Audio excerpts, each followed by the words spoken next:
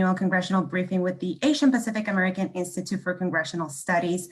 My name is Lorraine Carrasco from the Government Relations team at Nielsen. Thank you so much for joining us today for this critical discussion.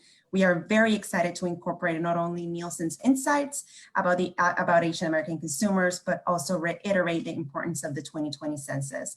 So for us at Nielsen, census data is more than a benchmark of our audience measurement. It's also the foundation of the advertising and marketing industry as a whole. So this data allows us to inform our clients about the composition of their consumers so they can better understand their behavior and effectively communicate with them. So this is why having an accurate count is very crucial for business and the business community and Nielsen. So we're very proud today to be to announce that we're one of the official partners of the 2020 census, at the same time having our leadership really committed and engaged to make sure that we have an accurate count. So this topic is crucially important to Nielsen. So from being vocal about opposing the citizenship question last year to committing to an internal campaign to help associates fill out the census, this continues to be a priority for us. So we are very grateful to Congresswoman Meng's leadership as well in the Appropriations Committee, make sure that the funding it's there and the Bureau is fully funded for this year's surveys. So that being said, I'm going to turn it over to Madeline and we can kick off the discussion. Thank you so much, Lorraine. I'm Madeline Milka, President and CEO of Asian Pacific American Institute for Congressional Studies, otherwise known as APACS. We are a 26-year-old organization and the educational arm of the Congressional Asian Pacific American Caucus, otherwise known as KPAC, of which we have 20 API members of the United States House of Representatives and the United States Senate, record high for us. And it's part of APAC's programs to fulfill a mission of promoting API participation and representation at all levels of the political process, whether it's community service or elected office. And so that is why the census is such a critical point of our programming, because that leads directly into representation. And so we're very proud to be a part of this program with Nielsen, and it's also a part of our programming and how which we discuss how public policy affects the AAPI community. So we are delighted to have this continuing partnership with Nielsen and appreciate the leadership of Joby Fortson, Lorraine Carrasco, and Mariko Carpenter. And to go over some of the things that we will be discussing today, Mariko is going to talk a little bit about the Asian American Consumer Report. And then we will also have a presentation from the NYC Census 2020 office with their Deputy Director, Amit Singh Baga, and Danny Wong from Skylink, representing a vital community partner that really talks about in-language access to how the census works. So we have a really packed program for you, and we look forward to seeing Congresswoman Grace Meng at the end of this program. So stick around for that as well. And so it's my pleasure to introduce to you Mariko Carpenter. She is the Vice President for Strategic Community Alliances at Nielsen. And in this role, Mariko serves as a thought leader on Asian American Pacific Islander consumer data, sharing valuable insights to help brands, marketers, and community leaders understand the impact and influence of AAPI members of this community. So this is an important annual report, and we look forward to hearing its findings. So Mariko, thank you so much for sharing it. Thank you for that introduction, Madeline, and hello, everyone. My name is Mariko Carpenter, and this congressional briefing actually is something that we do every year in partnership with APACS. And usually it takes place in this pretty room at the Capitol, but unfortunately we're here through Zoom. But I think we were just talking about the silver lining of all of this, which is that we can reach more people. So all of you joining us from all over the country, thank you, and we're happy to have you. So, for those who don't know Nielsen, we are actually the world's largest consumer research company. And basically, we measure people and what people are doing. So for clients who are big retailers and manufacturers, so whether you're Targets or Nestle, we measure what people are buying and at what channels they're buying the products. And on the other side, we also measure how people are interacting with media. So we have media clients who are from your Warner Brothers to Amazon to CBS, and we actually give insights on what is commanding consumers' attention today, and really what will resonate with the audience tomorrow. And in my role at Nielsen, I actually author the Asian American Consumer Report every year, and which really focuses on insights and data on Asian American Pacific Islander or API consumers. And I'm really proud to say that each year I'm seeing a rise in demand as well as rise in interest from both retail clients and media clients to really better understand our community, the AAPI community, and they're really noticing us. So today I wanted to share with you just a few highlights, just because we're limited on time, about the AAPI consumer segment and why we are actually capturing the attention of these organizations. And really, let me just share my screen, and hopefully you can see. Can everyone see my deck? Okay, here we go. So the first thing we ask is, why do Asian Americans matter to brands today, right? We've been around, but why is it that there is so much more interest? And really, it boils down to the fact that we represent the fastest growing ethnic group. We are the future when all these companies are thinking about what's going to happen next. We represent the consumer group that is going to that's going to take up bigger piece of the pie as time goes on. So in population, 22+ million in total, but you see the orange trend line, that is the trend, that is the increase of AAPI community population versus the dark blue, which is the total population. And that is continuing to grow in the next, continue to grow in the next 5-10 years. On the right side is, with that growth in population comes the growth in consumer spend, $1.15 trillion in 2019. And that's a growth of over 300% since only year 2000. And again, in the next 5 years, we're expected to grow another 38. So we are the group that is really making an impact, and it's really important, you know, for our community. We understand that AAPI is the ethnic segment with the largest disparity when it comes to wealth. So you have your Burmese and Bhutanese whose household income is a third of Indian household income. And while we understand that, in the insights and data I present to all the marketing groups of all these big brands in this country, I speak in aggregate. I speak about the collective the collective power that we have as a consumer group. And, you know, why is it that we're growing so fast? And really, it boils down to two segments. We have the immigrant population that continues to come to this country. India and China surpassed Mexico as the largest source of immigrants in 2013. Indian and Chinese nationals are also the ones who receive H-1B visa, temporary visas, the most. And these are visas of people who come here skilled for a specific role in this country. And as a result, you have almost 1 in 5 AAPI immigrants between 2013 and 2018 that are earning $75,000 or more. So again, there is, you know, this is a specific group of immigrants, but the reason is because they're coming here with an education for a specific skill set. And it's really a lot of tech companies that are employers of these H-1B visa employees. And another source, India and China have become the main source of foreign students enrolled in US higher education. And this is really, really big because, in geographic areas where you have community colleges with huge Asian student population, it changes the makeup of that community. And it is important of how we, our AAPI immigrants are immigrating and integrating into these communities.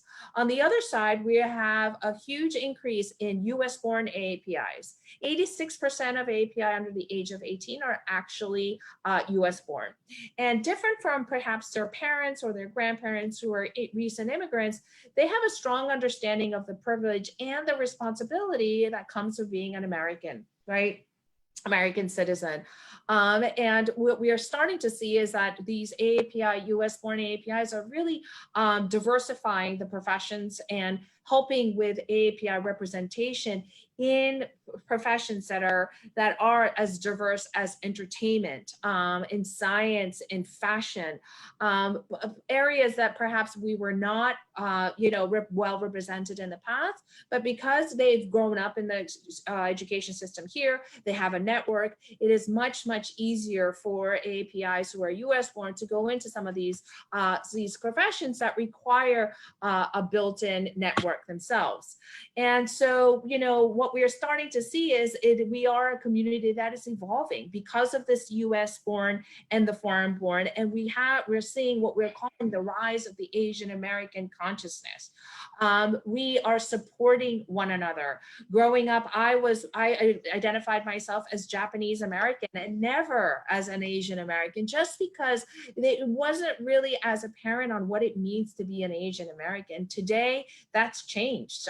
We know we share, whether you're Chinese or Korean or Japanese, we share, there's a lot more things that we relate to one another. And so there's a lot more collaborative and supportive and finding our strength in our unity. And while we are changing the perception of ourselves, the American public is also embracing Asian American influences. And I wanted to share here a picture from the New York Times just recently. And it was a headline in the New York Times T magazine, but it's a picture of all Asians and Asian American fashion designers, right? All in one room, taking a photograph in this powerful way. And the headline was why there's so many Asian Americans in fashion and how they changed the industry. We are change makers. This is what I call Asian American consciousness, is that we're coming together and really, really making a difference and being a collective voice in a lot of the industries that we are in. And so all the data that I share with you today is available on Nielsen.com, and this is it's downloadable for free and available on our website. And one of the things that we really talk about in terms of AAPI consumer power is in the context of what is happening in media. There is a proliferation of content of media. In fact, I heard a CNN broadcaster say that there is 77 ways in which to watch CNN online today. 77. And Nielsen actually also revealed that there were 684,000 unique programming that was available through streaming and linear TV in 2019. So you can imagine the amount of content that's available for consumers. So there is a war. We're calling it the streaming war of these people who are trying to get the attention of the audience. And we as AAPIs are really, really sort of capturing the attention of these content creators and distributors because we are tech savvy, and we are the more likely to be the cord cutters, which is the trend that we're seeing across the board. People are streaming more. 82% of Asian American households stream for content versus only 72 of the total population. we're going on broadband, and we're also going exploring on new platforms like Sling, AT&T TV Now, YouTube TV, where you could actually see live TV on a streaming platform. And you know what they're watching is that they're really supporting AAPI-led content.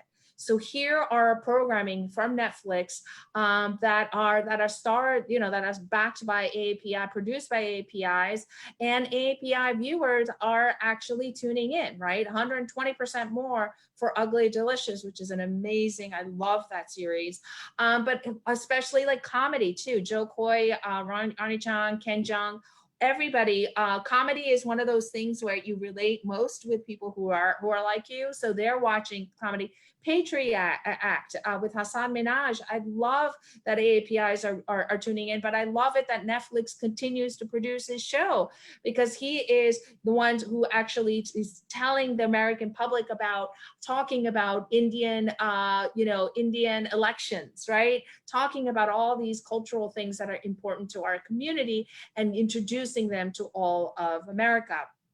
And in the report, we also talk about the importance of AAPI as an audience, because we are also much more socially engaged. So while we're watching these TV, we're also on our phone and talking about these TV programs, which is why Patriot Act is 4.7 times more social than any other series in Netflix.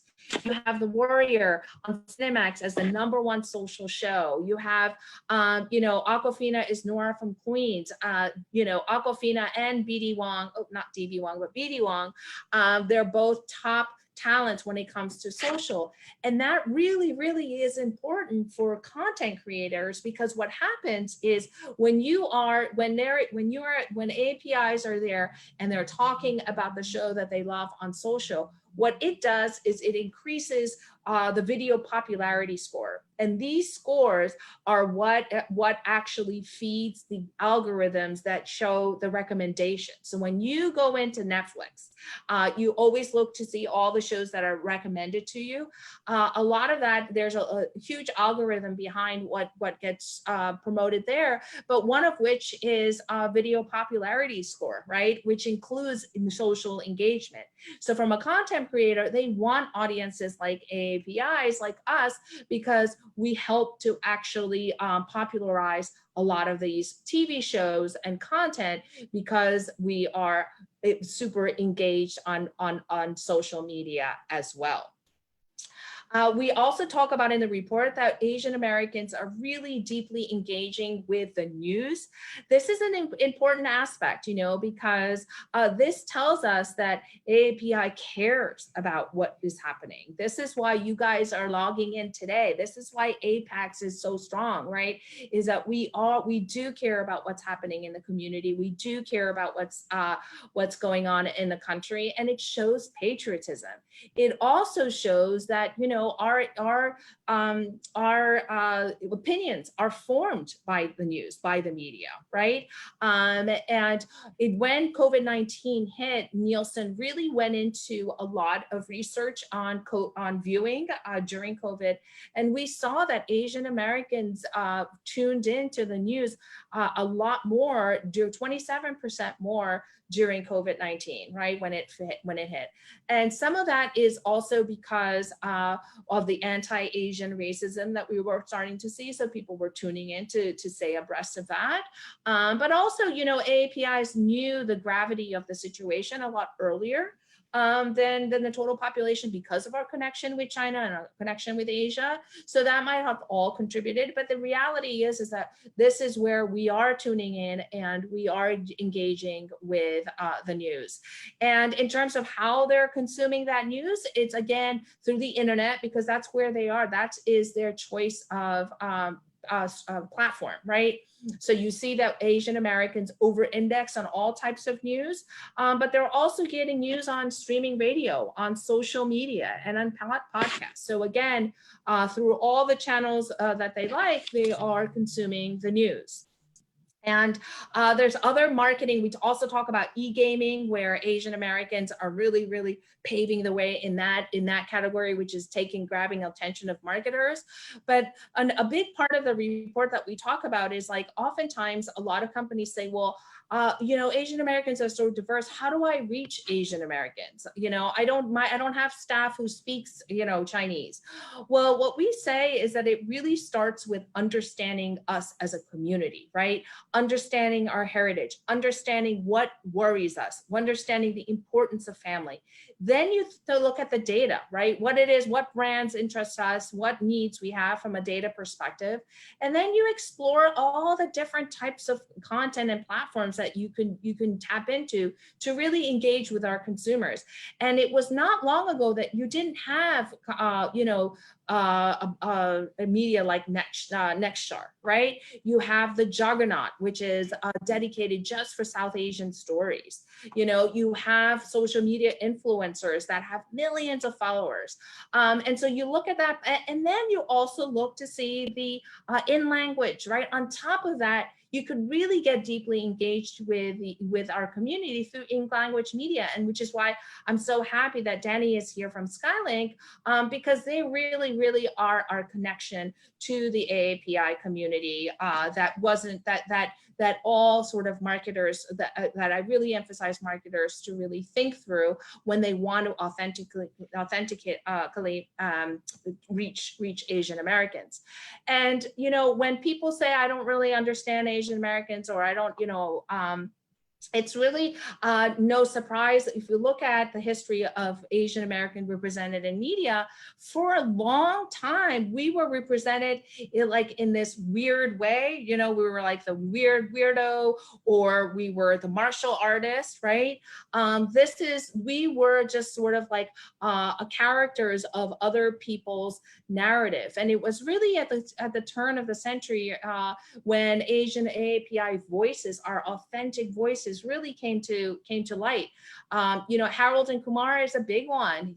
All of a sudden, Asian guys are doing exactly the same thing as other guys are doing. You know, they're funny, they're breaking laws, right? Then you have YouTube. YouTube and the digital platform changed everything, because now you had Asian American content creators who were able to create and publish their content on YouTube and amass huge audiences, right? Lily Singh, it was through her videos on YouTube that people got to see what an Indian family was like, right? And they had the same exact weird, you know, quirkiness that every family has. They were funny like every family. And not only that, while all of this was happening in front of the camera, a lot of Asian Americans were behind these huge platforms that have really become mainstream. And so I wanted to end with a 90-second video just to show you where we have come as a community in media. And really, it's an exciting time. So let me see if this works. This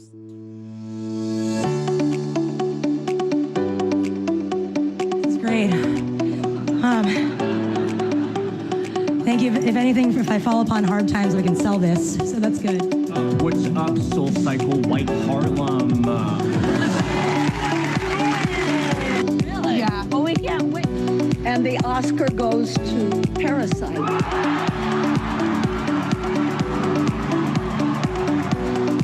Give it up for BTS!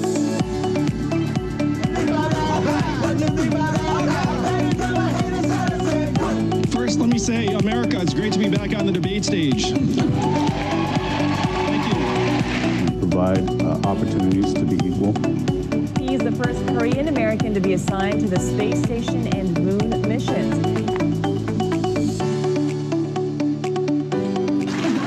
Yeah, look, honestly,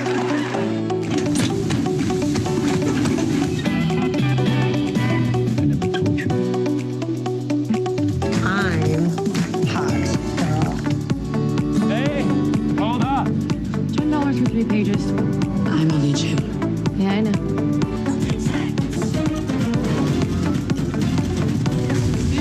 Welcome to our pantry. Around with Nielsen powder, baby. Holy donuts.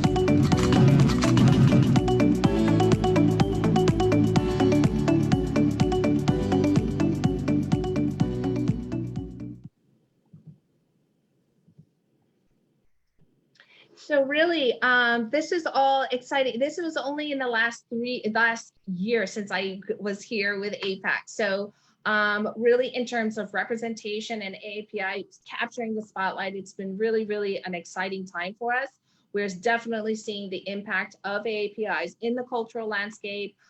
We are pace setters when it comes to digital, which is why we are capturing the attention of a lot of the marketers. And this rise in Asian American consciousness has really allowed marketers to really tap into our community in an authentic way, right? And when I say marketers, it's not just marketers of brands, but also marketers of political politicians or anybody who wants to reach our community. And so really the call to action for this audience is vote with your wallet.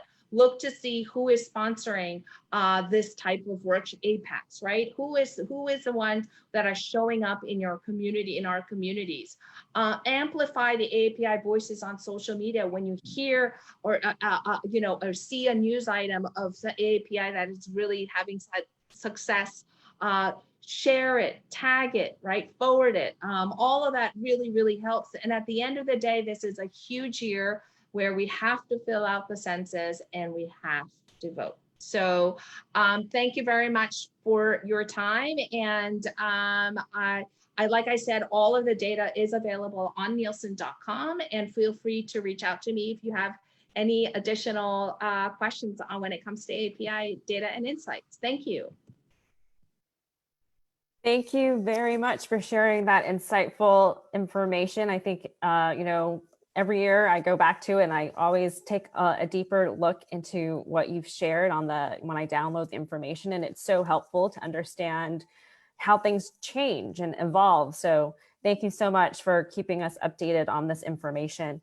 So it's my pleasure to introduce to you Amit Singh Baga. He is the Deputy Director at the NYC Census 2020 office. And in this role, he has overseen the bulk of the office's operations, in particular, the building and launch of the $19 million NYC Complete Count Fund, the nation's largest municipal investment in census-focused community organizing, and the city's $8 million census media and advertising campaign. So thank you so much for sharing with us your update on the 2020 census. Thank you so much to you, and thank you to everyone at APACS and also to Nielsen. Really a pleasure to be here with all of you today. My name is Amit Singh Baga. As was mentioned, I'm the Deputy Director of NYC Census 2020. We are the nation's largest municipal coordinated campaign to ensure a complete and accurate count in the census. And we've been working hard for more than a year now to ensure that all of New York City's neighborhoods are responding. I think that there are a lot of folks who are tuning into this briefing who are Hill staff, and I just want to say hello to Hill staff. I am a former longtime Hill staffer and certainly can commiserate with all the many different experiences that you have. I am going to attempt to share my screen. Just give me 1 second.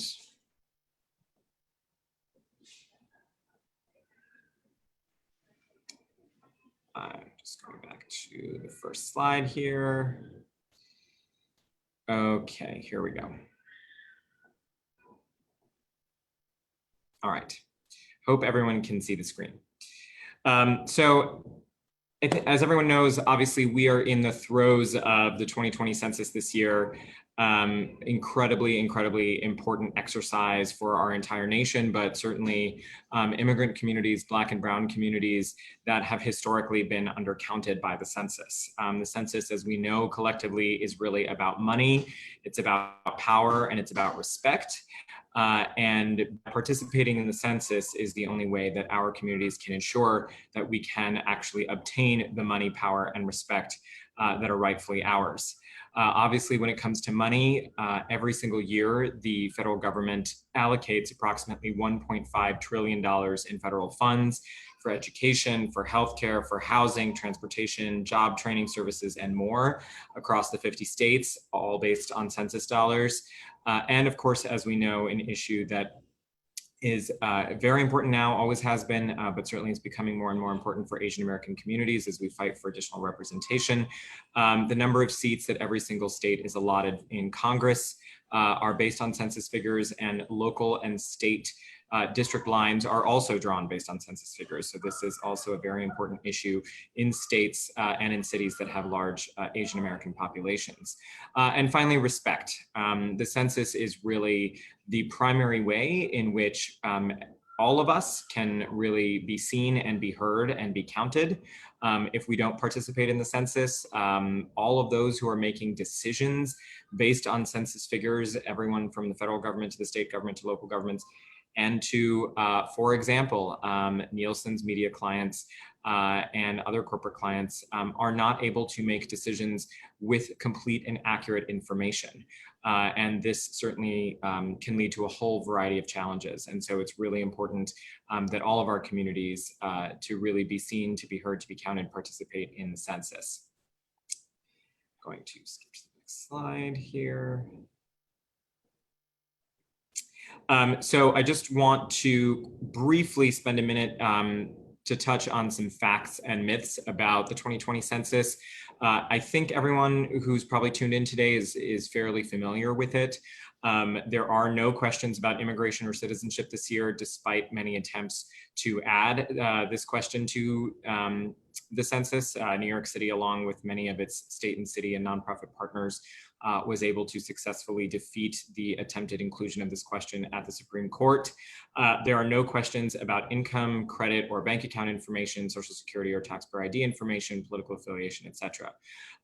One more important point, all census responses are 100% confidential. The Census Bureau is not allowed under federal law to share your census responses with anyone, not any other government agency. That includes ICE, that includes CIA, that includes the FBI, not local law enforcement or state law enforcement, and not even a landlord. And certainly we know that that last piece is actually very important in many states and cities across the country where you do have a lot of overcrowding, and you often will see that there's overcrowding in Asian American communities. Okay, so I'm going to present now just a little bit of an overview of how New York City performed in the census in 2010. New York City in 2010 had a self-response rate of approximately 61.9%, whereas the national average was about 76%. This is sort of a quote unquote heat map that shows how different parts of the city performed. Back in 2010, Manhattan was the highest performing borough, followed by Staten Island, followed by the Bronx, Queens, and then Brooklyn. As we can see in New York, in 2010, New York City's self-response rate, certainly compared to the nation, was not great. And that made it very evident to us that we had a tremendous amount of work to do. One of the challenges that we saw in 2010 and really speaks to the Asian American experience, certainly here in New York City, is that the Census Bureau was woefully unprepared to be able to count vast immigrant communities here in New York City. New York City, as everyone knows, is obviously the melting pot of the world, literally the most diverse city on the planet. And anyone who had been present in New York City, and for those of you who are familiar a little bit with New York City, can tell you that between the years 2000 and 2010, there was certainly not any type of a decrease in population by an order of hundreds of thousands in certain neighborhoods in Queens and Brooklyn, as the Census Bureau's initial 2010 results would have you believe. And this was really a result of the Census Bureau at the time not being prepared with the right type of language access tools, not really being prepared with communicating effectively to Asian Americans in particular about the importance of the census, just even what the census is, why it's critical that we all collectively respond, and in fact, just how easy it is to do. New York City ended up taking the Census Bureau to court. There was a sort of a lengthy legal battle that resulted in an adjustment of the census results, but it really gave us a very clear indication that collectively we must do better in 2020. So to that end, just a little bit of an update on how New York City is doing today. Currently, the self-response rate across the country is approximately 61.8%. I think most folks are aware that the census this year started in March. In fact, it is the first online census, the very first time that the census can be completed online or via phone. The very, very first day that the census launched, which was Thursday, March 12th, was actually the very first day that New York City Mayor Bill de Blasio gave his first press conference on the emergence of COVID-19 as a particular threat here in New York City. So as you can imagine, New York City was dealt a particular blow when it came to being able to get our folks really activated around, our residents activated around participating in the census, given that overnight we essentially became the global epicenter of the COVID-19 pandemic, literally as the census launched. So we've done a tremendous amount, which I'm going to talk about in a minute or two, to ensure that New York City residents are participating, but of course we are a little bit behind the country. One bright spot that I just want to mention, as I mentioned in the last slide, we were 14 percentage points behind the nation in 2010. We've actually significantly narrowed that gap this year. We're currently citywide at approximately only 9 percentage points behind the nation, and given that the census is in fact a national competition, we are at least encouraged by the narrowing of this gap. I am now going to discuss how some of our Asian American communities here in New York City are responding. So as you can imagine, and for those of you who are familiar with New York City, you are aware, New York City has an incredibly diverse set of Asian American communities. We have New York City residents that come from absolutely every single country in Asia, from the Mediterranean all the way over to the Pacific. And it really is in a place of enormous diversity. Asian Americans are, in general, the fastest growing immigrant group here in New York City, and collectively speaking, ethnically, we are also the fastest growing group. Specifically here in New York City, Bangladeshi Americans and Bangladeshi immigrants are the fastest growing group. And are the only two larger groups than them are Chinese Americans and Indian Americans here in New York. But of course, we have a very diverse set. Just to give you a sense of how Asian Americans are responding, the Census Bureau did put out a number of studies and reports prior to the launch of the census that as a result of the protracted conversation around the citizenship question, there is deep concern that both Latinx and Asian American communities would not be responding to the census in large numbers this year. The results are really very mixed across the country and across the city. And it really depends, which community you're talking to and how engaged that community has been historically. And what the socioeconomic conditions are, what the English proficiency conditions are, et cetera. But here in New York City, neighborhoods with large East Asian populations, there really is a range of census self-response rates ranging from 45% at the lower end in Sunset Park, which has a large Chinese American community, all the way up to 64% in Douglaston, Little Neck, which also has a large Chinese American population. What you can see on this slide, the neighborhoods of Elmhurst, Chinatown, Flushing, Bensonhurst, and Sunset Park are the ones that really have very large Chinese American and Korean American communities. And so the results are really very mixed. What we do know is that it is critical for us to be speaking to New Yorkers in the languages that they speak and through the media that they are consuming. So we've really made an unprecedented investment in making sure we're doing that. And I'll talk a little bit about that towards the end of my presentation as well. Just a quick note on South Asian American populations, the community that I'm personally a part of. Again, we see a range of census self-response rates all the way from a low of just under 40% in Cypress Hills in Brooklyn, large Bangladeshi American community, up to Parkchester, again, large Bangladeshi American community, but a lot of the census self-response rates are really below the citywide average. We are seeing particular challenges with Punjabi speaking communities and certain Pakistani communities as well, which is really a challenge for us, and we've been working hard to break through and try and increase those rates. So a little bit about what we're doing. So New York City's campaign, NYC Census 2020, is essentially a $40 million investment and effort jointly being made by Mayor Bill de Blasio and the Speaker of the City Council, Corey Johnson. It's the largest such investment nationwide and really involves an enormous number of partners from across the city to ensure that we get a complete and accurate count. We have more than 157 formal community-based organization partners that have been funded to do census organizing and education around the city, and they are serving New Yorkers in all 5 boroughs in 80 different languages. That particular network, which is known as the Complete Count Fund, is the first of our 4 pillars. The next is a sort of electoral campaign style traditional organizing campaign, traditional in some ways, but also very innovative and modern in others. This consists of a series of staff that we have on our team that are working directly with community leaders from across the city in every single neighborhood to ensure that we're getting the message out about the census and folks are getting counted. We've organized New York City into 245 different neighborhoods. And for those of you who are familiar with New York City, you'll know that neighborhood to neighborhood can literally feel like a different planet. So it's really, really important here in New York City that we are very hyper local with our organizing to make sure that we are really leveraging community leaders who are linguistically and culturally competent in their communities to ensure that they're getting their communities organized. We have an $8 million innovative multilingual messaging and marketing campaign. We have been investing in advertising in approximately 24 languages, including a very large number of Asian languages. You know, we have very large investment, particularly in Mandarin and Cantonese, with additional investments in Bangla, Hindi, Urdu, Punjabi, Gujarati, and a couple of other South Asian languages.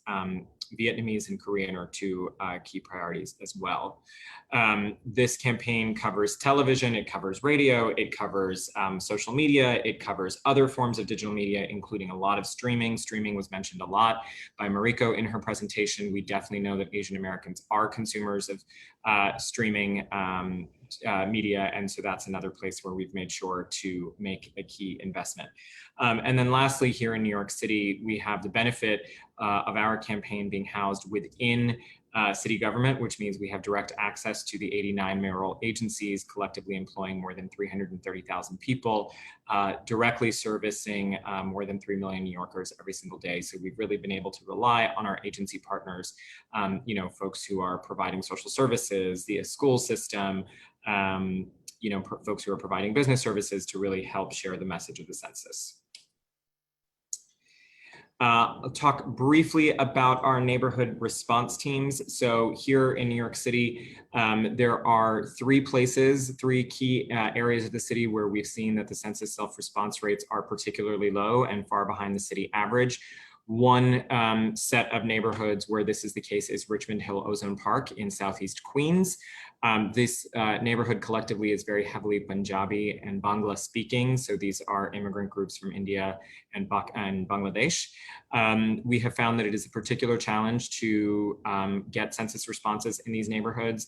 Obviously, there are many challenges, multi-layered challenges that we are facing here in New York City. And I mean, really as a country, but particularly here in New York City, we are facing a multi-layered political, health, and economic crisis right now that has made it challenging to really be able to engage communities, particularly where there's been a relatively high incidence of COVID, or where there's historically been less direct political or civic engagement.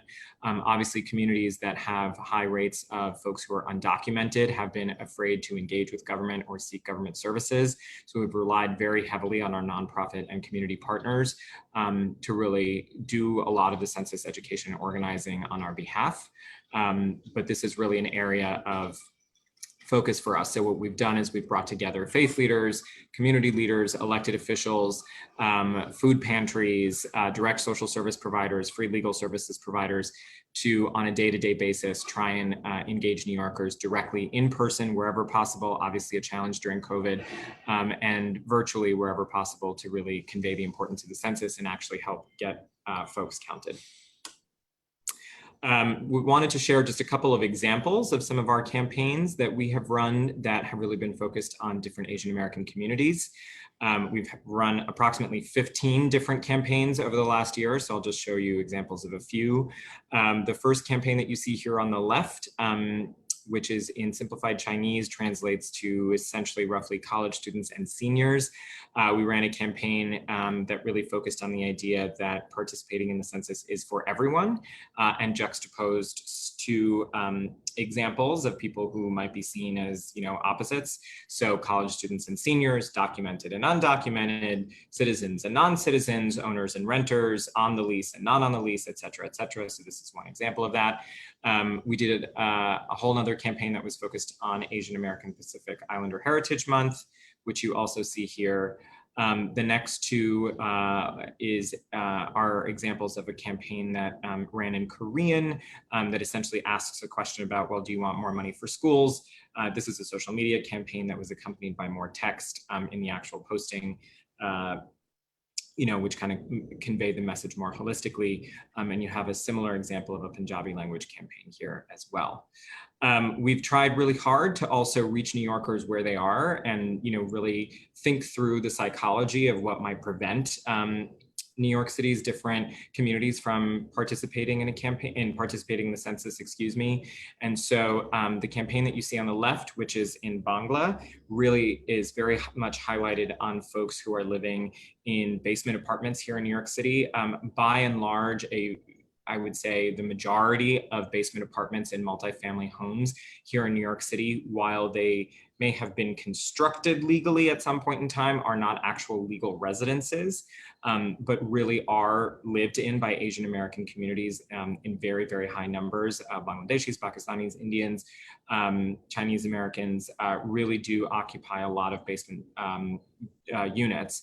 And a lot of these units, really, a lot of times folks are discouraged from participating by their landlords because their landlords think that by participating in the census, somehow there's going to be an adverse impact on the landlord, and that the city of New York is somehow going to, take some enforcement action as a result of their tenants to whom they're renting illegally participating in the census. So the purpose of this particular ad, which is also run in many different languages, is to say very clearly, even if you live in a basement, even if that basement is illegal, the census is really for you.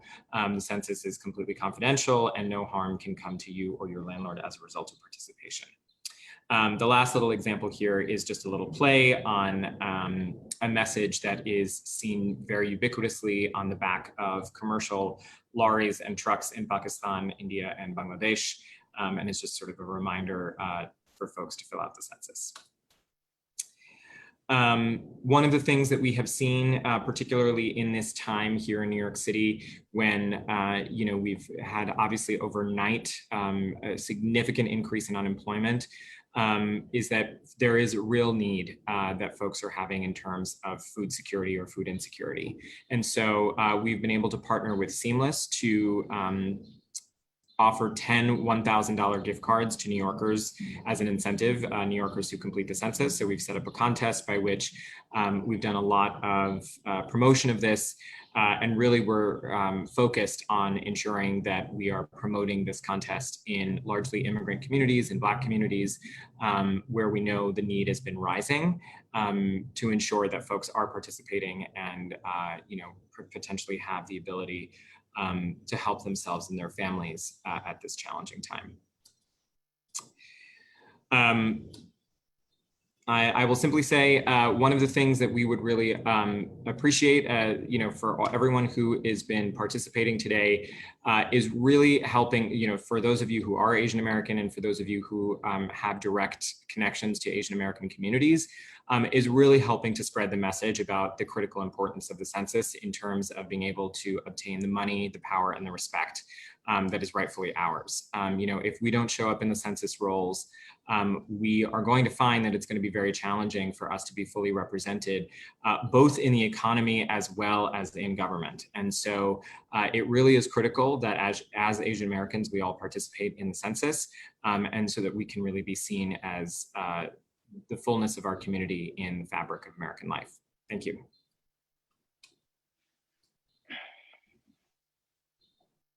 Thank you very much for sharing all of that information. I think it was so informative just to see all the different samples in terms of language access, which leads me right into our next speaker, Danny Wong of Skylink, because the work that Skylink does really helps us to talk to our community members who are who prefer to have in language. And so Danny is the general manager at Skylink TV in San Francisco, and just informed us today that they launched in New York.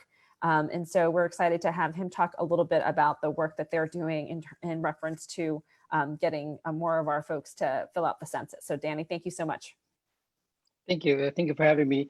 It's great information from Mirko and everybody about all the updates in the Asian community. And Skylink has been here since actually start from Los Angeles since 1989. So it's been the last 20-30 years. We've been originally focused on entertainment program to deliver overseas from Hong Kong, Taiwan, China to the US. But last 10 years, we actually focus more on local news, and San Francisco started five years ago, brand new, and it's on free on air cable, same as in LA. So we really focus on community driven, because we found out, especially the last 10 to 20 years, they were able to access to foreign language programming on different platforms.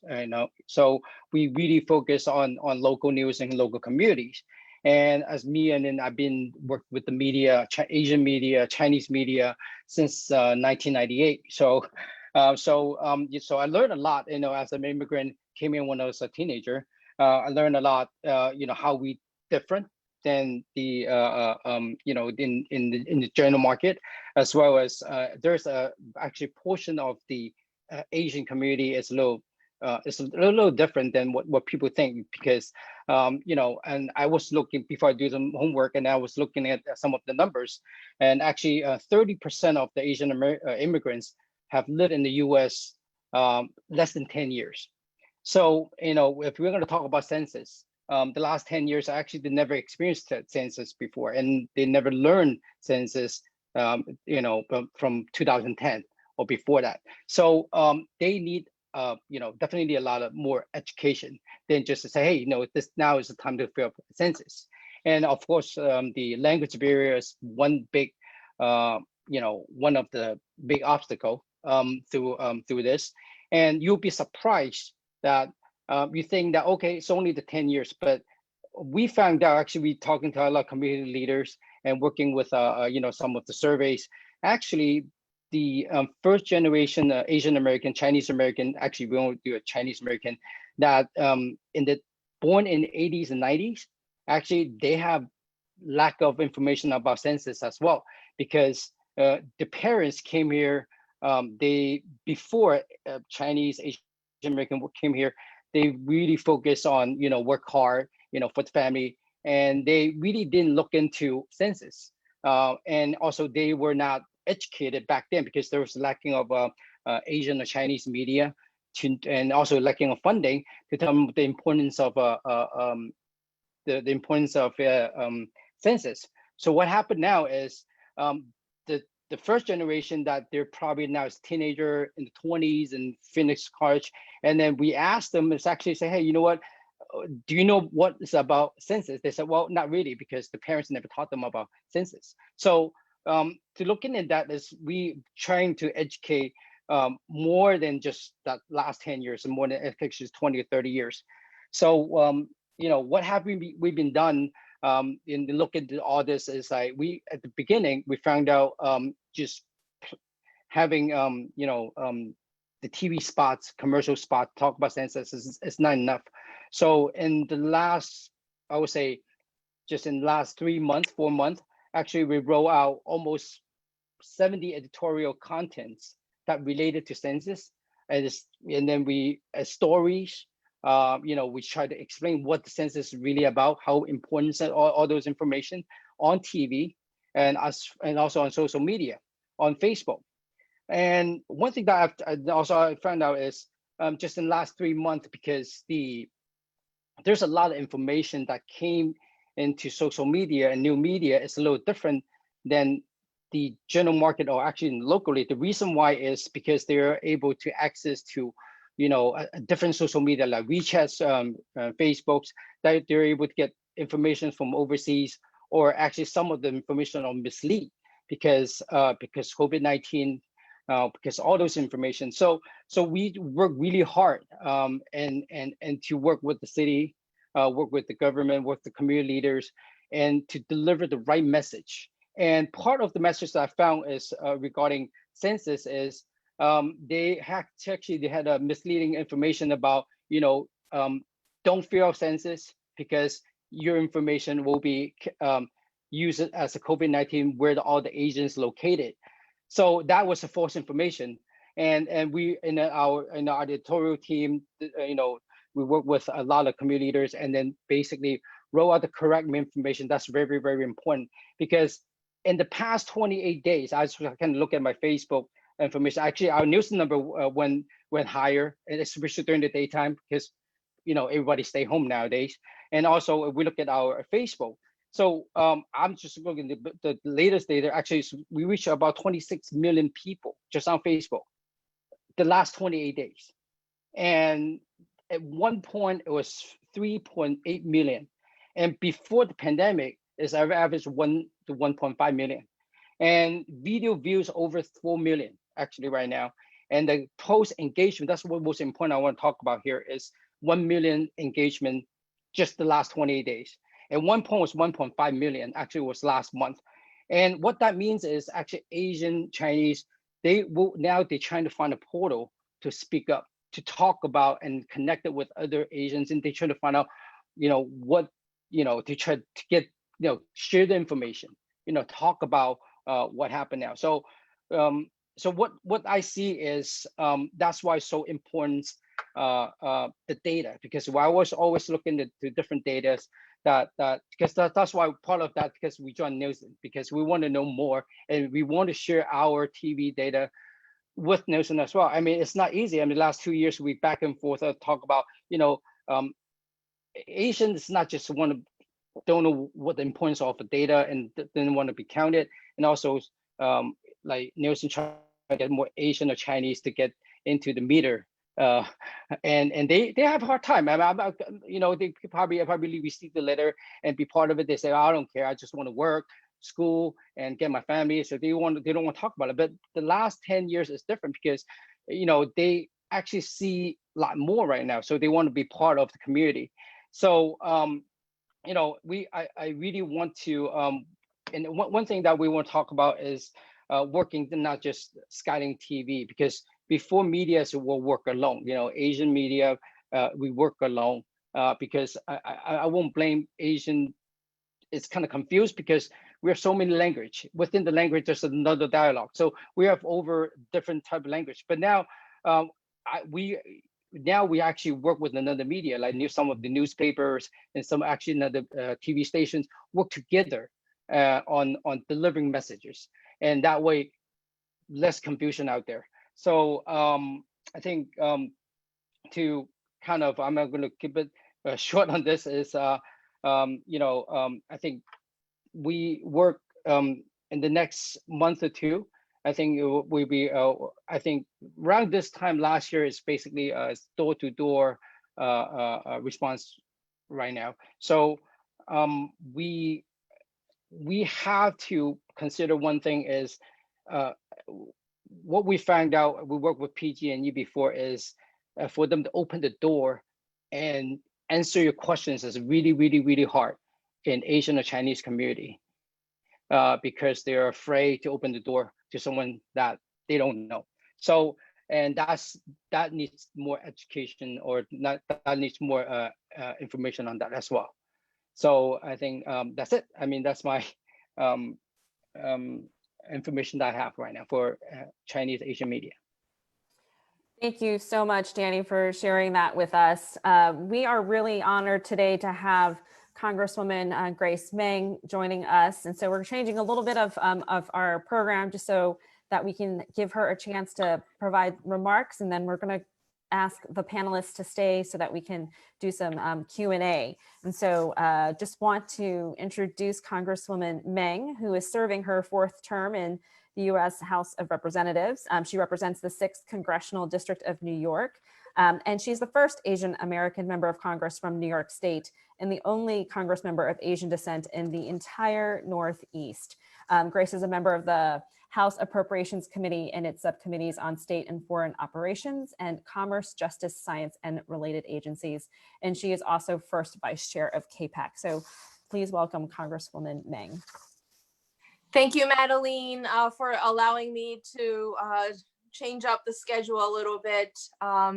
Lots of Zooms today, so it's a lucky day for everyone. But it's an honor to join with all of you here today on this important topic. And I want to say that all of you are doing a great job, especially in New York City. You know, I've literally been to a few events, whether it's Zoom or in person, and the range of ages goes from young to senior citizen.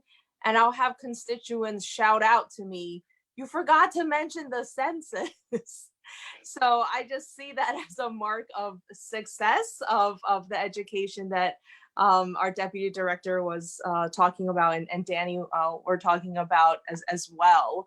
It's just a changing of culture that doesn't happen overnight. So you all get credit for your efforts. And as always, I want to thank the Nielsen Company and Apex for hosting today's virtual event to discuss Nielsen's latest report and findings on the influence of Asian American consumers. You know, as an Asian American who grew up in New York, I always find the data and the concepts really insightful and helpful. Big thanks to Mariko, who spearheaded this report. And I see Joe as well.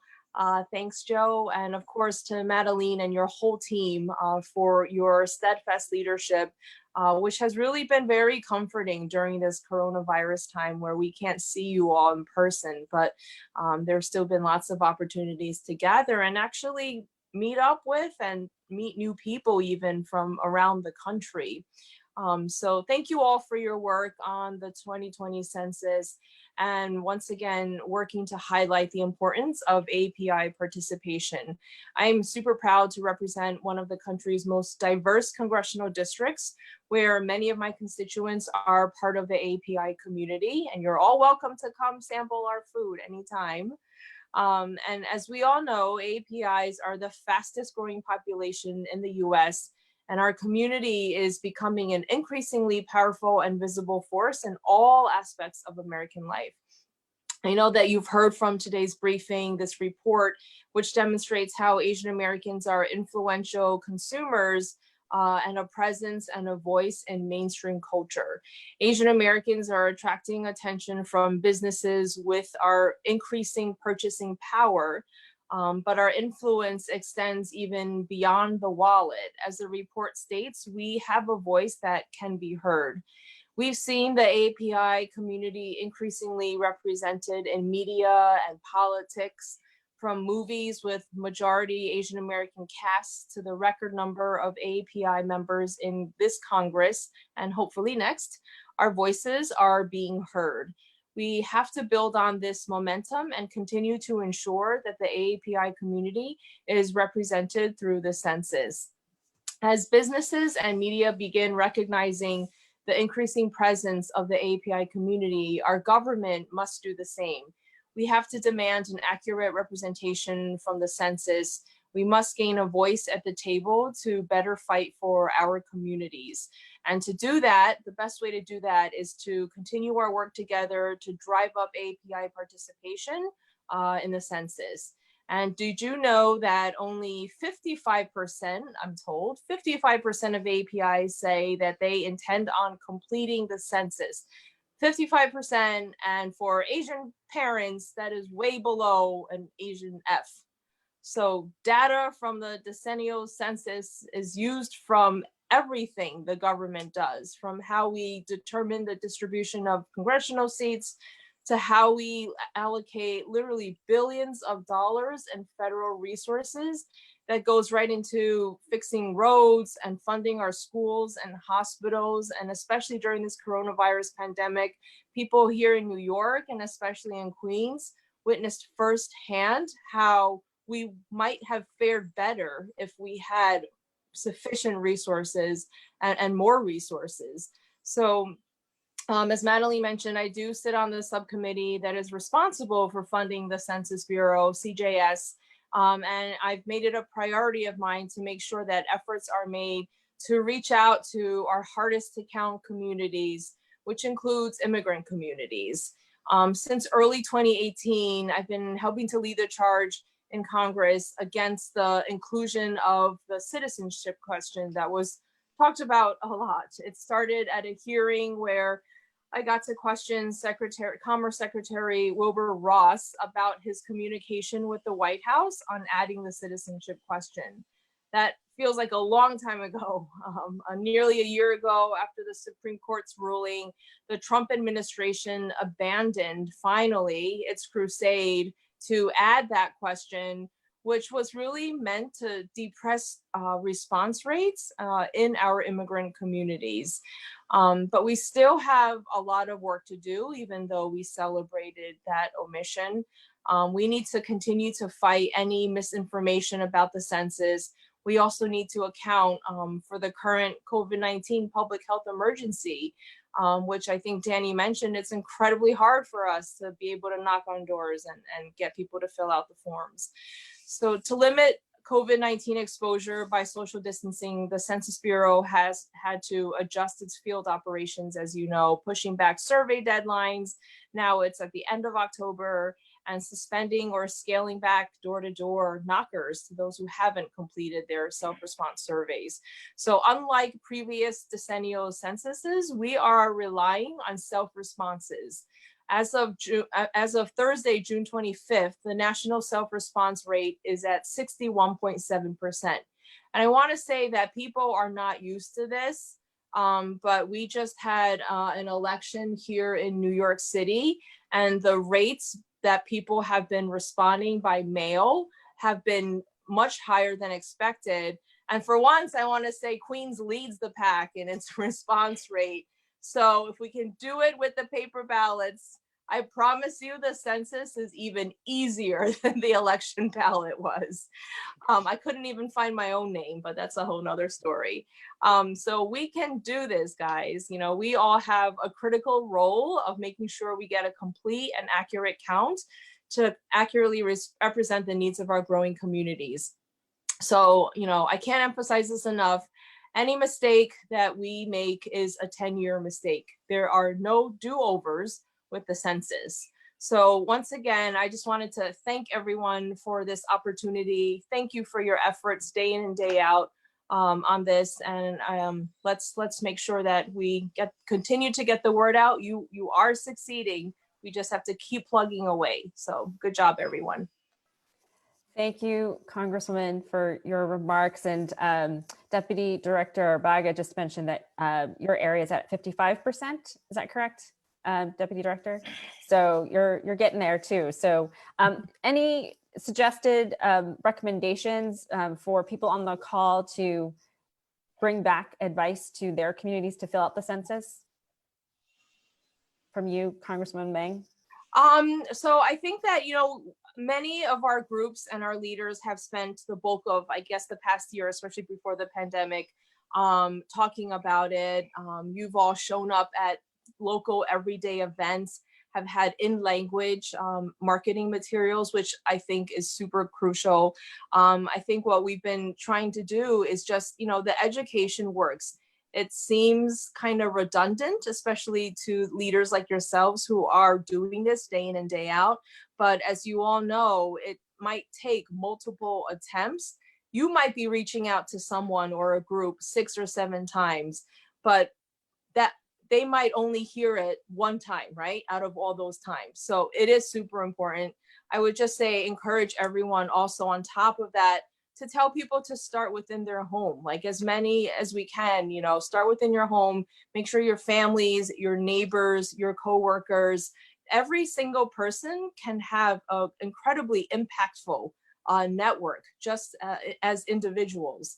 And so let's all make sure we're reaching out to our network, you know, tell everyone you have 10 people, 20 people, if you're super popular, 50 people, and make sure that we're getting out the word. And we want to do well. Well, thank you so much for that. And I know you might need to run, so appreciate your time with us today. So we're going to have Q&A, because I know we're a little bit over time, but I still have, since we have all of these knowledgeable folks on this panel, we want to share as much information as possible. So I wanted to take it back to Mariko, because I want to just kind of talk a little bit about the consumer report. What exactly do you think are the implications for marketers and advertisers who bypass Asian American consumer interests?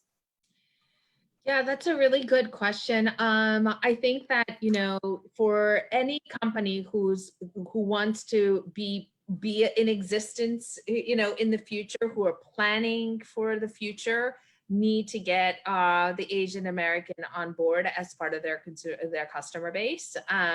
Like we talked about, we are maybe small in size, but super influential. We are the ones who are sort of leading brand conversations online. So I think there's a lot of risk to not consider Asian Americans as part of the American public. Thank you.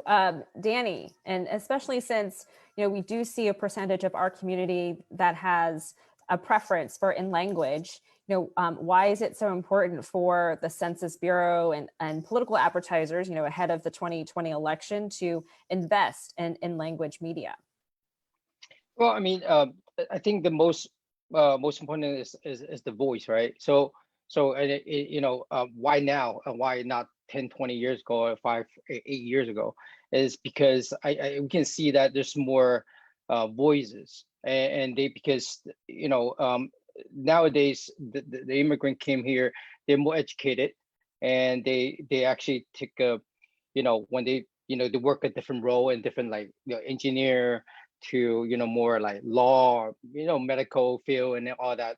So now they found that they need voices. And why political and also the census kind of invest on this, because like what everybody said, is it's not about this right now, it's about next 10 years. For elections, about next 4 years or 8 years. And also invest to in language media. I'm not gonna talk about in language Asian media. It's important is because I found that there's a lot more in language media that's not from locally or from the United States actually pouring in to our media, so people get confused. So for us to do more to correct those information, deliver the right information, I think it's very, very important. So I want to take it also back to Mariko and Lorraine from Nielsen to talk a little bit about the initiatives that Nielsen's been doing as an organization to advocate for a fair and accurate account. Can you share some of the work that you guys have been doing? Sure, so I'll go ahead and take that. So from a public policy perspective, we've been very supportive of the funding requests included in the HEROES Act, and subsequent of that, the Fair and Accurate Census Act. So we've joined several coalition letters asking House and Senate appropriations leadership to make sure that they include at least 400 million of the, I should say, the amount that was included in the HEROES Act, so they can at least, consider that option.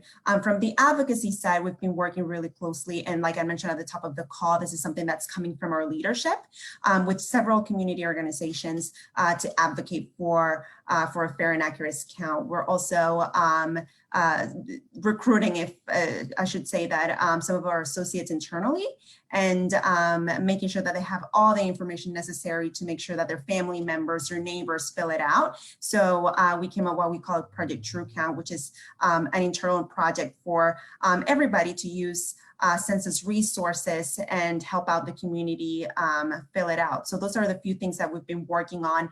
And aside from being very vocal about this externally, our CEO has been very active on social media. Last year with the citizenship question, he was a huge advocate in terms of opposing that question. And even Nielsen, when we joined one of the amicus briefs, one of the justices cited Nielsen as part of one of the reasons why, or in terms of the rationale of excluding such question from the survey.